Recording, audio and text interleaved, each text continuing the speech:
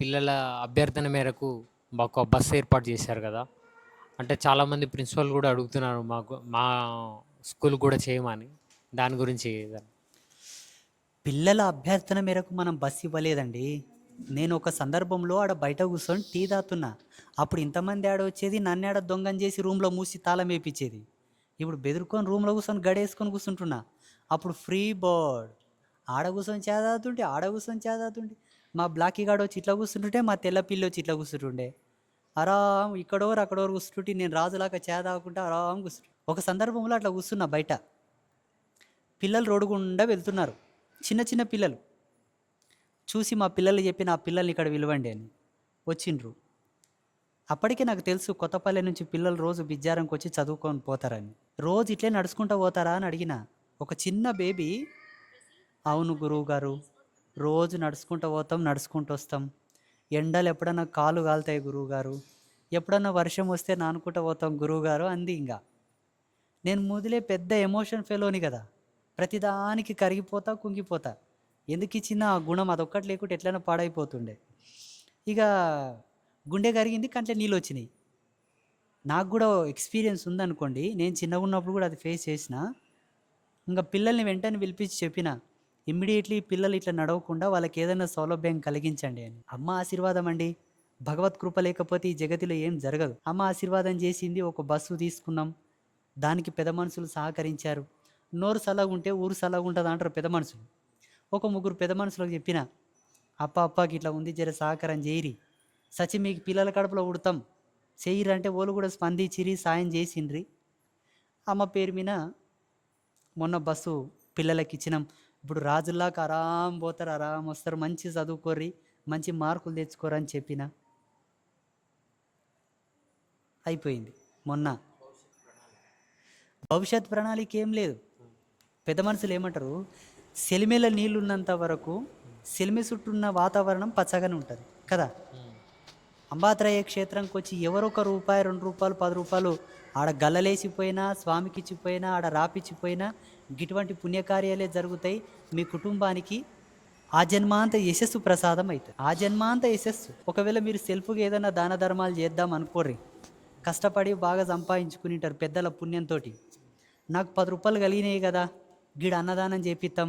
గన అనాథాశ్రమంలో చేపిత్తాం. గడ గుడి కడుతున్నారు ఓ రూ. 10 ఇత్తాం. సరే బాగుంది. సంతోషం ఇయ్యండి. అభ్యంతరం ఏం లేదు. అది కూడా సేవనే. పెద్ద మనుషులు ఇంకో మాట ఏం చెప్తారంటే, నీవు సేయితోని ఇతనం వేయడానికి అవకాశం ఉండి ఉండవచ్చు. కానీ గొర్రు కట్టుకొని ఇతనం వేస్తే సాలు బావడతాయి. పెద్ద మనుషులు చెప్పిన మాట. నీవు ఇంకు సెయ్యికి అద్దుకొని రాయొచ్చు. ఇంకు ఇట్లా అద్దుకొని రాయొచ్చు. రాత కరెక్ట్ రాదు.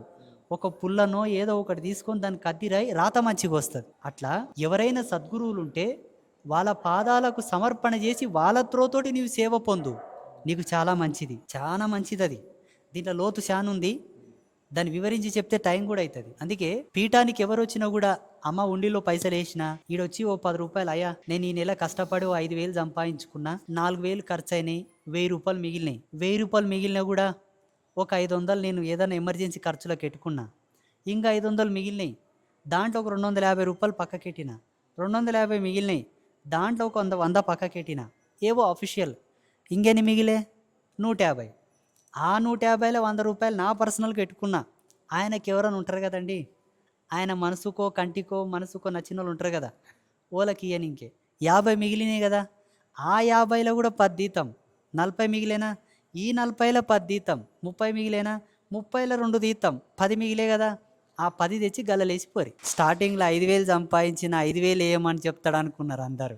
కదా! దాత ఎప్పుడే గాని, దానం చేసేవాని మీద ఎప్పుడే గాని ప్రెషర్ పెట్టకూడదు. తీసుకున్న దానానికి విలువ ఉండదు, ఇచ్చినోనికి విలువ ఉండదు. ఆయన మనసు పూర్తిగా ఇచ్చిన దానమే దానం. అలా ఇచ్చిన దానం స్వీకరించిన దానమే దానం. ఇవి 2 లేకపోతే అది దానం కాదు. దానివల్ల యశస్సు రాదు. కర్మ చుట్టుకుంటది. అంతే. ఇంకొక మాట సింపుల్‌గా చెప్తా. అడవిలో ఒక అందమైన చెట్టుంది. ఆ చెట్టుకు పండ్లు కాసినాయి. ఎవరు తింటారు? కోతులు, కొనంగులు తింటాయి. పిట్టలు, పచ్చులు తింటాయి. జంతువులు తింటాయి. తినవలసినవి తింటాయి. కదా! హ్మ్. ఊరు మధ్యలో అందమైన చెట్టుండి, ఆ చెట్టుకు పండ్లు కాస్తే ఎవరు తింటారు? ప్రజలు. ప్రజలు. ప్రజలు తినరు. హ్మ్. ఓడు తినడు, ఎవరు తినియ్యడు. హ్మ్. తినియ్యడయ్యా, నిజంగా తినియ్యడు. అవును. ఇప్పుడు రోడ్డు పోటీ మొత్తం పనికిరాని చెట్లు పెట్టిండ్రు. హ్మ్. అల్ల నిర్మల్ల చెట్లు పెడితే ఏమైందా? ఎందుకెట్టరు? మంచిగా లేదు. పోనీ పండ్లు కాసి చెట్లు మామిడి చెట్లు పెడితే ఏమైందా? జామ చెట్లు పెడితే ఏమైంది? ఎందుకెట్టరు?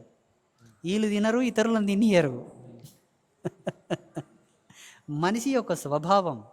అందుకే కష్టపడి సంపాదిస్తారు పాపం. కొంతమందికి డబ్బు నిలవది చేతుల, అంటే అభివృద్ధి ఉంటలేదు, బరకతి లేదు, బరకతి లేదు, బరకతి లేదు, ఒదుగు లేదు, పొదుగు లేదు, ఒదుగు లేదు, పొదుగు లేదు అంటారు. తప్పు. నువ్వు ఎక్కడనో ఇవ్వలేదు, అందుకే నీకు డబ్బు రాలేదు, అది లాజిక్. నువ్వు ఇయ్యి, నీకు తప్పకుండా వస్తాయి. ఇయ్యకపోతే ఎట్లకెళ్ళి వస్తావయ్యా? రావు. వీళ్ళకి తెలియదు అది. వీళ్ళు ఇయ్యరంట, కానీ వీళ్ళకి డబ్బులు రావాలంట. మంచి మాట అన్నావు, వెరీ గుడ్. ఇంకా చాలామంది ఒక మూఢనమ్మకం, పెద్ద మూఢనమ్మకం, మూఢనమ్మకం కాదు, ట్రాష్ కూడా మోసం, దగ, కుట్ర. గురువుగారు నాకు ఒక ప్రాజెక్ట్ ఉంది, అది సక్సెస్ అయితే నేను దండిగా డబ్బులు ఇస్తా, దండిగా. గురువుగారు నాకు గడ పైసలు వచ్చేది ఉంది, అవి వచ్చేట్లాగా చేయి, నేనేమన్నా అమ్మకు సాయం చేస్తా. ఇది ఎంగిలి మాట, ఇది ఎంగిలి. మొగుడు ఎప్పుడు అడగాడు, ఏమే నీ కడుపులు ఇతన మేస్తావు అని మంచిగా నువ్వు నాకు సేవ చేయనికే గాని అని అంటాడా? ధర్మం మొగుంది, కనిపెట్టేది ఆడపిల్ల ధర్మం, అంతే. ఎంగిలి మాటలు ఆడరాదు. నీకు వచ్చినా రాకున్నా, నీకు లాభం వచ్చినా రాకున్నా, మనసు పూర్తిగా తృప్తిగా, భగవంతా నాకు కాలు చేతులు గట్టి పెట్టినావు, నా ఎంకకు బలం ఉంది, నన్ను మంచిగా చూసుకున్నావు, పొద్దులేసి పొద్దు ముఖం చూస్తుండా, ఇగో ఈ రూపాయి తండ్రి నీవిచ్చిన భిక్ష, ఇది ధర్మం, ఇది ధర్మం. అంతేగాని నీవియ్యి నేను నీకు ఇస్తా, ఇది ఎంగిలి మాట.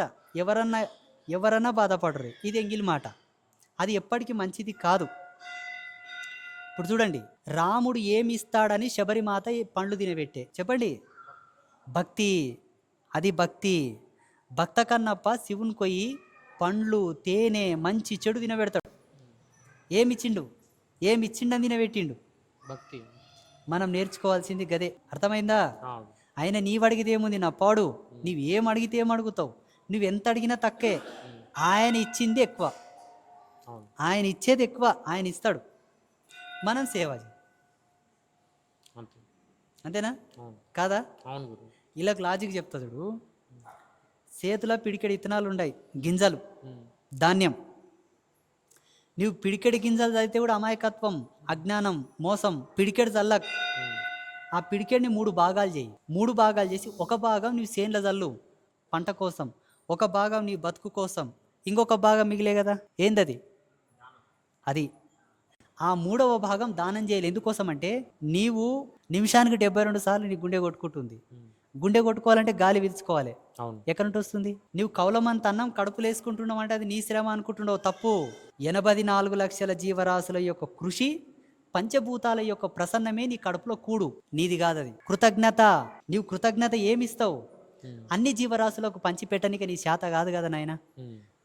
పంచభూతాలకు కూడా ఏనికి నీకు శాత కాదు కదా. అన్నింటికి అధిపతి అయినటువంటి వానికి ఇస్తే అందరికి ఇచ్చిన పుణ్యం. అందుకే భగవంతుని పాదాల దగ్గర వచ్చి సేవ చేయండి. ఇట్లా దేవస్థానం ఉంటే ఒక రోజు పోయి అన్నదానం పెట్టు. ఇన్ని కూరగాయలు, ఇంత చింతపండు, ఇంత పప్పు, కారం పొడి, ఇంత ఉప్పు తీసుకొచ్చి, ఇంత నూనె తీసుకొచ్చి నీకు శాతనైతే వండి పెట్టు.